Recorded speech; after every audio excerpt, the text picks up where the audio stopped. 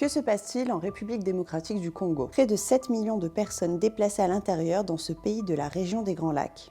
C'est l'une des plus grandes crises de déplacement interne et humanitaire au monde d'après l'Organisation internationale pour les migrations, qui est une agence de l'ONU. Les femmes et les enfants sont particulièrement vulnérables. L'Est de la RDC est devenu l'un des endroits les plus dangereux au monde pour les femmes et les enfants, d'après Sidibé Kadidia, directrice de CARE en RDC. D'après Médecins sans frontières, un enfant sur 10 meurt avant l'âge de 5 ans. UNICEF déclare que les violations contre les enfants ont augmenté de 41% rien qu'au premier semestre 2023. On parle de recrutement et d'utilisation en tant qu'enfant soldat, de violences sexuelles, de viols, mais aussi d'enlèvement. Mais pourquoi une situation aussi dramatique? La crise est principalement concentrée sur l'est du pays, au nord Kivu et l'Ituri. Les guerres s'enchaînent en fait depuis les années 90 si on se situe après le génocide rwandais de 1994.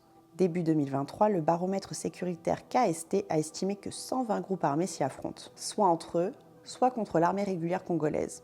D'ailleurs, cette dernière est aussi accusée par des ONG telles qu'Human Rights Watch de collaborer avec des milices responsables d'exactions. On a des groupes nationaux hérités des guerres des années 90, mais aussi des groupes transnationaux tels qu'ADF. Elles sont à l'origine d'Ouganda et liées à l'État islamique. Il y a aussi sur le terrain le mouvement du 23 mars qui est d'origine rwandaise. Il serait d'ailleurs soutenu par le Rwanda d'après Kinshasa et les Nations Unies, ce que dément le principal intéressé.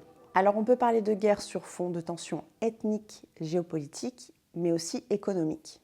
La RDC, qui est officiellement un pays pauvre, est en fait très riche. C'est le 3e pays producteur de cuivre au monde, premier producteur de cobalt que l'on retrouve dans nos téléphones portables et également dans les véhicules électriques. Il y a aussi de l'or, des diamants, etc.